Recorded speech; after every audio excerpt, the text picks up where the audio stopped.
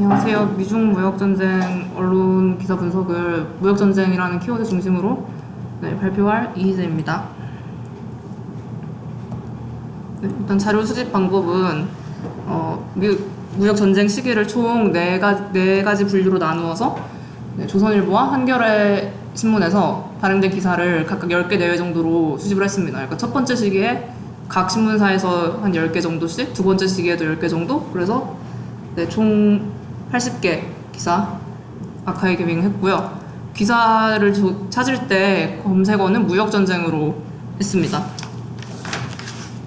일단 언론사 선정 이유부터 말씀을 드리면은, 일단 두 신문사가 우리나라에서 가장 대표적인 신문사라고 판단을 해서 선정을 했고요. 사실 부수로 따지면은 조선일보 다음으로 중앙일보나 동아일보가 있는데, 그 둘을 제가 검색을 좀 해봤는데 되게 비슷한 추로 얘기를 하는 것 같아서 조금 다른 관점을 가지고 있고, 그리고 다른 관점을 가지고 있다고 알려진 신문사에서 기사를 가져오면은 좀 차이점도 보일 수 있겠고, 아니면은 그 서로 다른 논점을 가지고 있는 신문사에서 공통적으로 언급된 거면 그건 정말 중요한 내용이겠다 싶어서 언론사가 그렇게 선정을 했고요. 그리고 경제 전문지는 제외를 했습니다. 너무 경제 쪽 얘기만, 예를 들어서 환율이 나온다거나 성장률이나 수출 수입에 따른 각 국가가 벌어들이는 금액 같이 너무 전문적인 얘기는 오히려 도움이 안 될 것 같아서 제외를 했고요. 그리고 검색어를 무역전쟁으로 설정한 이유는 미중 무역전쟁이나 미국, 중국 이렇게 국가명으로 검색을 하지 않았는데요. 그래서 미중 무역전쟁이라는 표현이 지금은 저희한테는 되게 익숙한 표현이지만, 초반이나 아직 그 소위 전쟁이라는 갈등이 시작되기 전에는 잘 쓰이지 않은 용어였기 때문에 간편하게 무역전쟁이라고 검색을 했습니다. 그리고 미국이나 중국이라는 국가 키워드를 넣지 않은 이유는, 너무 한 나라 이야기만 나오는 기사는 최대한 배제하려고 했습니다. 그 두 국가의 관계를 알고 싶었던 건데, 미국이 어떤 행동을 취했고 중국이 어떤 행동을 취했고 보다는 그 둘이 어떤 갈등의 양상을 보이고 있는가에 집중하려고 무역전쟁 딱 이 글자로만 검색을 했습니다. 그리고 또 좀 최대한 배제하려고 한 기사 종류가 있는데요. 중국과 미국이 아닌 제3국에 대한 기사는 제외하려고 했습니다. 예를 들어서 미중 무역전쟁으로 인한 한국이 겪게 될 어려움이라던가, 일본의 얘기가 있다거나, 북한의 비핵화 조치에 어떤 영향을 미칠 것인가에 대한 얘기는 지금 제가 알고자 하는 내용과는 좀 거리가 있는 것 같아서 최대한 제외했고, 또 WTO에서 어떤 의견을 냈다, UN에서 어떤 의견을 냈다처럼 국제기구에 대한 이야기도 제외를 했습니다. 그리고 분류는 언론사와 날짜, 헤드라인, 본문 이렇게 4가지로 했고요. 그래서 좀 딱 제가 만든 정말 로우 데이터는 이렇게 분류를 했습니다. 폰트 정리를 좀 안 하고 쭉 넣긴 했는데, 이렇게 정리를 했고요. 자료의 처리 방법입니다. 아까 처음 아카이빙한 데이터 중에서 헤드라인과 본문의 명사를 추출을 했고요. 그리고 그 각 명사가 언급된 상대 빈도를 계산을 했습니다. 그러니까 자료 같이 보시면은 제가 이렇게 4가지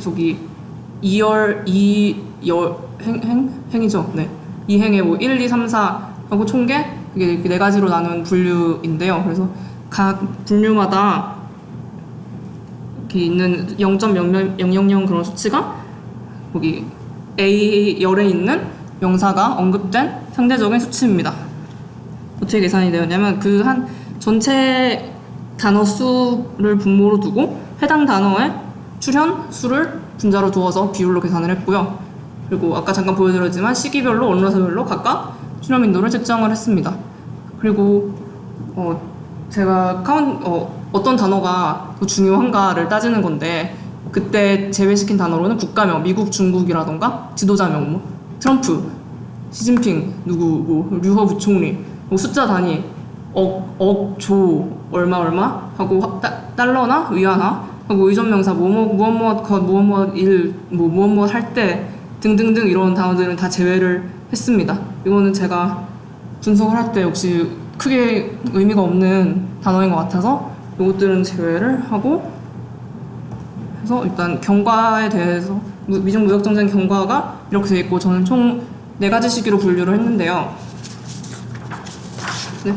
첫 번째 시기는 첫 번째 시기로는 미국이 트럼프 정부 출범 이전부터, 그러니까 트럼프가 대통령 후보일 시절부터 중국의 무역 행태에 대해서 지속적으로 의문을 제기하였기 때문에 전쟁이 시작되었다라고 딱 보기 그 이전 시기를 조사를 해보았습니다. 그래서 트럼프 대통령은 중국이 환율 조작을 하고 있다. 그래서 미국이 수출입에 상당히 큰 피해를 보고 있다고 계속 주장을 해왔고요.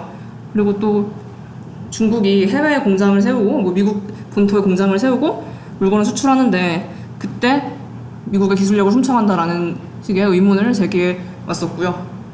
그리고 두 번째 시기는 2018년 7월 6일에 미국이 중국에 340억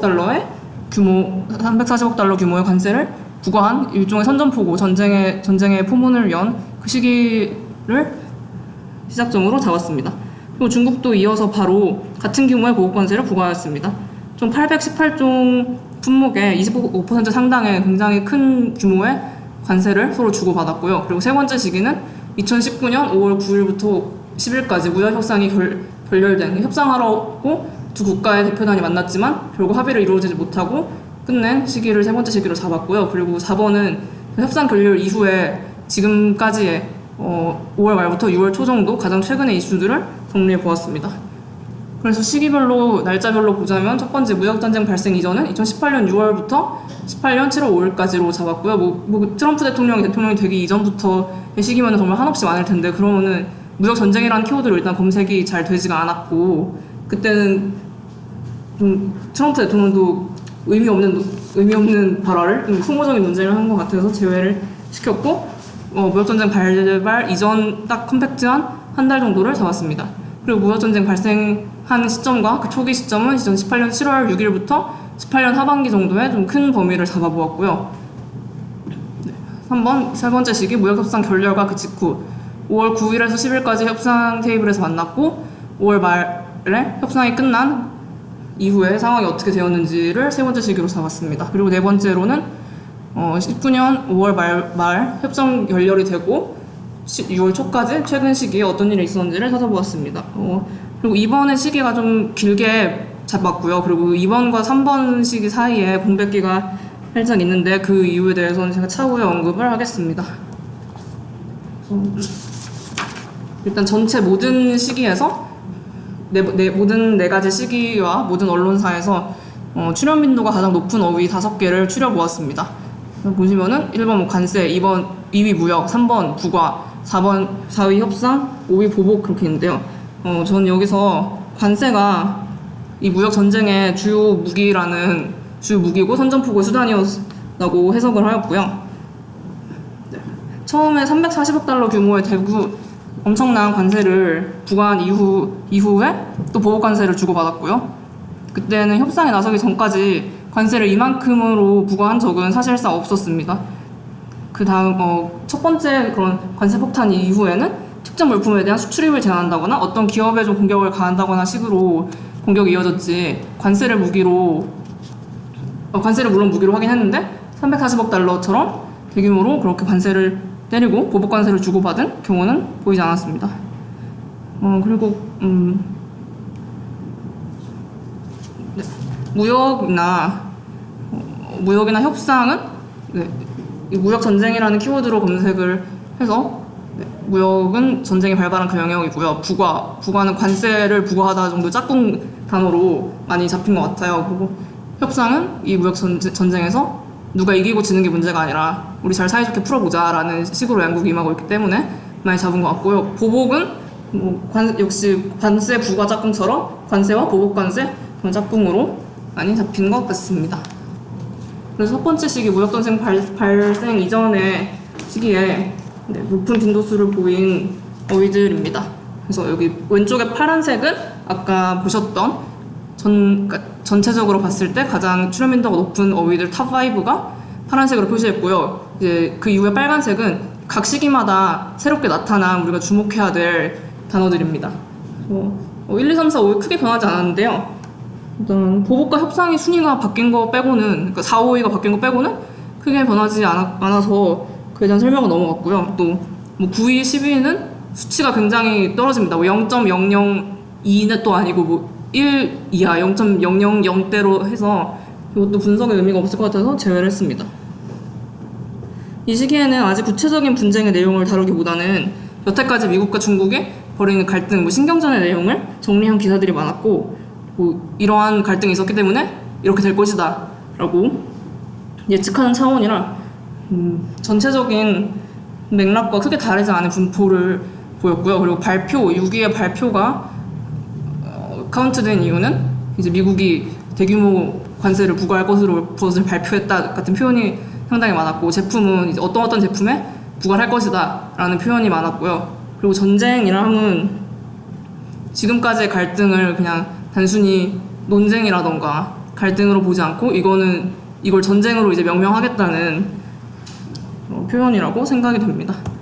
두 번째 시기입니다. 무역전쟁 발생 초기, 그러니까 2018년 7월 6일에 미국이 먼저 중국 쪽에 대규모 관세를 부과하고 중국이 이어서 보복 관세를 같은 규모로 부과한 그 시점부터 2018년 후기까지에 이릅니다. 그래서 똑같이 파란색이 이제 전체 탑5 중에 4개 관세, 무역, 부과, 보복이 올랐고요. 빨간색이 뭐 전쟁은 아까 나왔지만 탑5에서 없었기 때문에 똑같이 빨간색으로 표현을 했고요. 보시면은 전쟁의 순위가 상당히 올랐습니다. 그래서 제가 기사를 보면서도 눈으로 대충 직관적으로 판단했지만 무역 전쟁이 양국의 전쟁이 시작되었다, 뭐 양국의 전쟁이 어떻게 시작되었다 같은 표현이 많았기 때문에 전쟁의 순위가 크게 상승했다고 판단이 되고요. 또 추가함은 그 양국이 주고받은 340억 달러 규모의 관세 이후에 부과된 이제 관세들, 추가로 얼마를 부과하다, 추가로 어떤 제품에 얼마를 부과하다는 표현이 많았어요. 근데 사실 첫 번째 그 340억이라는 규모가 너무 컸기 때문에 그 다음에 어떤 제품에 뭐 얼마를 했다 정도 할 것이다 정도의 분석만 있어서 그 제품에 대한 상세 이름이나 액수는 크게 나와 있지 않았고요. 그냥 이보다 더 관세를 추가할 것이다 라는 맥락에서 많이 언급되었습니다. 그리고 제품과 수입품은 같은 맥락인 것 같은데요. 어떤 제품과 어떤 수입품에 규제가 가해지는가를 이제 기사에서 다뤘기 때문에 나타났고요. 규모는 또 아까 뭐 340억 달러 규모라던가 그 이후에 얼마어치, 얼마억 규모, 얼마 규모라는 표현이 많이 나왔고, 또 수입은 이제 각 양국이 어떤 제품을 수입하고 수출을 하는데 뭐 관세를 매기면 우리가 수입을 할 때 불리하잖아요. 비싼 돈 주고서 전에는 싸게 샀던 거로 관세가 부과되면 더 비싸게 주고 받는 거니까. 그래서 수입의 문제가 이렇게 있습니다 라는 표현이 많았기 때문에 수입이 또 순위에 올랐습니다. 다음 세 번째 시기입니다. 2019년 5월 9일과 10일 양일에 걸쳐서 무역 협상이 이루어졌지만 결렬되었고, 그 직후 5월 말 정도까지 기사에서 어떤 내용이 다루어졌는지를 살펴보았습니다. 1, 2, 3, 4번 협상, 관세, 무역, 부과는 크게 다르지 않았고요. 5위 부총리가 등장했습니다.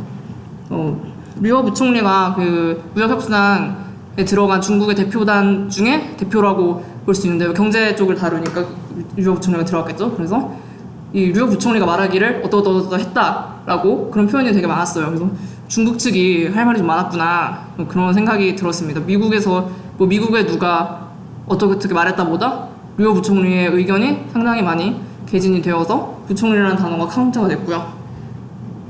인상 합의 추가는 이제 무역협상 테이블에서 무엇을 인상하고 무엇에 대해 합의를 하고 아니면 무엇에 대해서 추가적으로 뭐 제재를 가할 것이다, 관세를 부과할 것이다 라는 이야기가 많이 오갔기 때문에 추가라는 단어도 카운트가 되었고요. 마찬가지로 제품은 아까 뭐 출연했듯이 어떤 제품에 대해 관세를 부과하겠다라는 이야기로 나왔고요. 대표도 이제 각국의 대표단이 누가 참석을 했고 그 중에 대표는 또 누구다라고 사람 설명을 굉장히 많이 했더라고요. 그렇기 때문에 대표라는 단어도 부총리와 못지않게 새로 추가되었습니다. 그리고 협상 결렬 이후 2019년 5월 말 한 달 전 한 달도 아니고 한 3주 전이네요. 그래서 5월 말부터 6월 7일 한 딱 저번 주까지 기사들을 모아 보았습니다. 여기서는 파란색 글씨가 많이 안 보이고 빨간 글씨가 8개나 새로 올라왔는데요. 무역이나 관세는 여전히 강세를 보이는 단어고 1위 히토류가 있습니다. 히토류의 수치를 잘 보시면은 0.006이라고 상당히 큰 비중을 보이고 있는데요. 앞서 3번씩이 1번 협상이 0.01, 관세 0.013, 0.01대인데 히토류는 네, 별로 크지 않네요. 죄송합니다. 네. 숫자를 잘못 봤나 봐요. 아무튼 히토류. 네. 관세나 그런 막강했던 1위 단어를 다치고 히토류가 1위에 올랐는데요. 6번의 화웨이랑 7번의 대두처럼 양국의 주요 수출입 품목이 이제 표시되기가 시작했습니다. 구체적으로요. 히토류는 이제 중국이 내놓은 수출 제한 카드이고 미국을 압박하기 위한 카드로 사용이 되었는데 이걸 이제 미국한테 타격이 크게 갈 것이다라고 자주 언급이 되어서 히토류가 1위에 올랐고요. 네, 화웨이는 반대로 미국이 중국에게 규제를 가하는 것으로 이제 기사에서 많이 언급이 되었습니다. 대두는 중국이 미국으로부터 수입을 가장 많이 하는 1위 제품인데 이거를 이제 중단해버렸다. 우리 너네 대두 안 사, 니네 폼 안 살 거야라고 말했고 그게 이제 미국에 큰 위협이 될 것이다라고 기사에서 분석을 많이 했기 때문에 대두도 올랐고요. 기업, 전쟁, 기술, 수출 업체는 앞서도 많이 언급된 단어들이기 때문에 여기서는 언급을 줄이겠습니다. 저의 연구에 대한 한계람은 제3국에 미치는 국제적인 영향이 측정이 좀 불가합니다. 예를 들어서 미중 무역 전쟁으로 인해서 한국에 어떤 영향이 가질 것이다, 세계 경제가 어떻게 될 것이다라는 영향이 좀 측정이 불가능하고요. 그리고 북한의 비핵화 같이 정치적인 영역에 어떻게 영향을 미칠 것이다라는 판단도 조금 어려운데요. 저는 아까도 말씀드렸지만 미국과 중국이 무역에서 어떤 갈등을 일으키고 있는지를 알고 싶었기 때문에 이 내용들은 일단 배제를 하고 연구를 진행했고요. 그리고 저는 미국과 중국의 이야기인데 우리나라 언론을 분석을 했잖아요. 그래서 그것도 한계점이 될 수 있다고 생각을 하는데 일단 미중 무역 전쟁이니까 미국의 언론을 보자, 중국의 언론을 보자. 그렇게 한 나라 국가의 기사를 본다면은 좀 중립적인 이야기를 하기 아무래도 힘들 거라고 생각을 했습니다. 미국의 입장에서 하면 중국이 얼마나 그동안 얼마나 무역에서 나쁜 짓을 많이 했는지를 얘기를 많이 할 것 같았고 중국의 기사를 보면은 이제 그럼 미국의 주장을 반박하는 글이 상당히 많이 올 것 같아서 저는 그냥 애초에 한국 언론을 주로 봤고요. 그리고 연구의 편의를 위해서 제가 좀 쉽게 하려고 한국 언론을 선택한 것도 있습니다. 그리고 결론입니다. 처음에 전체적으로 단어 분석 탑5를 관세, 무역, 부과, 협상, 보복이 나와서 그럼 이렇게 비슷비슷하게 진행이 되겠구나 했는데 사실 그 빨간색 글씨들이 굉장히 많이 등장을 했잖아요. 그런데 이 기간이 다른 분들이 발표하신 것처럼 2000년대 초반, 1900년대 후반도 아니고 1960년대, 70년대, 10년 단위로 본 게 아니라 저희 시작점이 2018년 6월이면 딱 1년 정도의 기사를 분석을 한 건데 그 1년 정도 기사를 분석을 한 결과가 이렇게 시기별로 크게 다르게 보이고 있기 때문에 분쟁의 양상이 복잡하다고 결론을 내렸고요. 그리고 관세 부과로 시작된 전쟁이지만 후반부에 가서는 관세를 더 주고 관세를 더 부과하고 더 높은 세율을 부과하고 더 많은 품목에 관세를 부과하는 그런 공격 방식보다는 전쟁에 서로 주고받는 공격이 수출입을 제한한다. 우리 너네 나라한테 이거 아마 히토류 안 팔 거야. 우리 너네 나라한테 대두 수입 안 할 거야 라는 식으로 진행이 되었고요. 또는 기업 제재로 화웨이라던가 페덱스는 여기 나오진 않았지만 기사에 많이 등장을 하죠. 그럼 페덱스와 같은 페덱스나 화웨이처럼 기업에 대한 제재로 상대 국가를 공격하는 모습을 볼 수 있었습니다. 그런데 다만 이게 무역 전쟁이라는 무역이라는 분야에서 이루어지는 전쟁인데 특정 기업에 대해 제재를 가하는 것이 그게 전쟁의 일환을 볼 수 있는가라는 의문이 좀 들었고요. 그리고 실제 효과가 있을지도 저는 좀 의문이 들었습니다. 그리고 상대적으로 정치적 관점에서의 분석은 많지 않은 편입니다. 예를 들어 중국이 계속 강경하게 나오는 이유는 시진핑의 3연임을 용이하게 하기 위해서 국내 상황을 정리하기 위해서 미국에게 세게 나오고 있다는 분석은 크게 많지 않았고, 뭐 트럼프의 국내 안정이라던가 그런 이유도 크게 보이지 않았습니다. 제 발표 여기까지입니다. 감사합니다.